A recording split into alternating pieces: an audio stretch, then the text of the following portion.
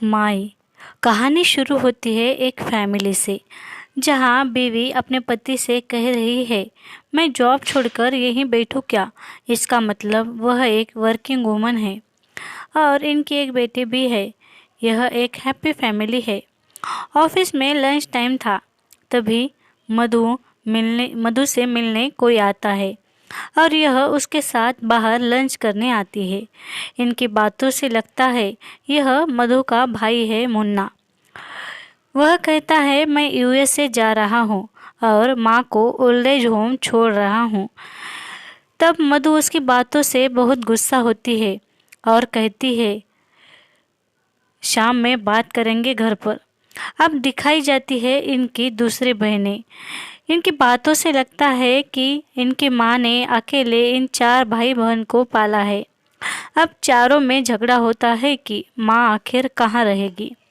अब मधु अपने माई को अपने घर लाने का फैसला करती है। उसके इस फैसले से उनकी बेटी चारू बहुत नाराज़ होती है और अपने दोस्तों से कहती है, मेरी नानी आने वाली है, अब मुझे उसके साथ रूम शेयर करना होगा। तब इसके दोस्त भी कहते हैं, ये बूढ़े लोग बहुत ही अलग होते हैं, इनके साथ रहना यानी बहुत टेंशन है। अब मधु अपने माँ को घर लाती है। तब उसका पति और बेटी नाराज होकर जा रहे होते हैं। तभी मधु चारू से कहती है, पैर छू। चारू पैर छूने आती है।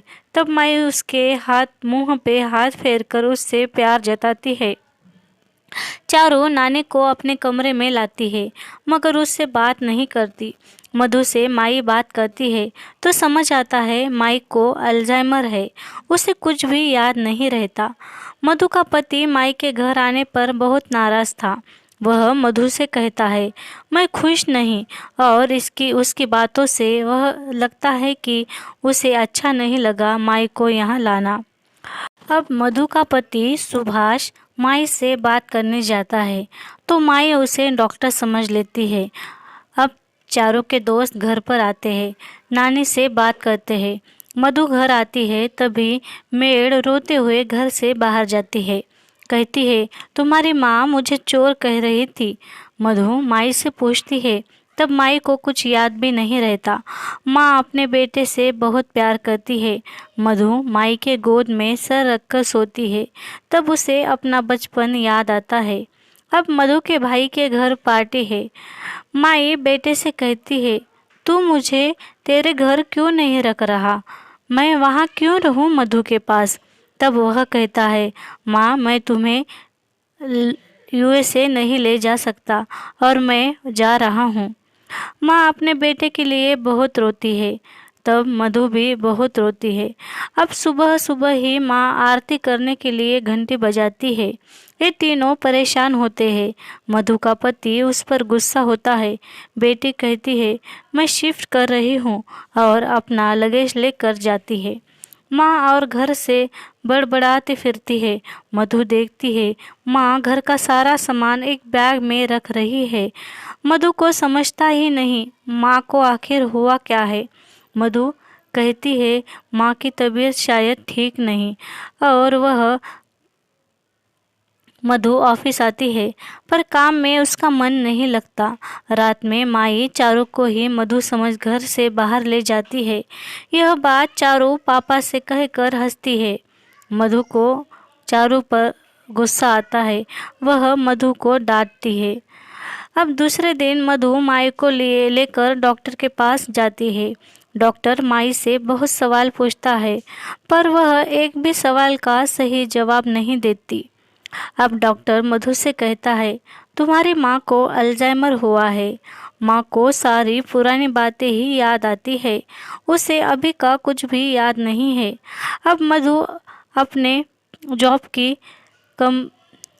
के काम से बाहर जाना होता है। तब वह अपनी बहन के घर आती है। बहन मिडिल क्लास ही है। उसकी फैमिली बड़ी और घर छोटा है। मधु की बहन कहती है, माई को इसीलिए मैं यहाँ नहीं लाई दीदी। अब वह अपने दूसरे बहन को कॉल करती है तो वह कहीं पिकनिक के लिए जा रही होती है। रात में मधु घर आती है तो उसे सब लोग सरप्राइज देते हैं। उसके पति का प्रमोशन हो गया था। इसीलिए उसके पति के कलीग घर पर पार्टी कर रहे थे। तभी माई आ जाती है, बिखरे बाल और बिखरी हुई साड़ी में। रात में मधु का पति बहुत गुस्से में था। वह शराब पीकर मधु पर चिल्लाता है। इन दोनों पति पत्नी में झगड़े होते हैं। अब सुबह मधु माई को फिर से हॉस्पिटल लाती है।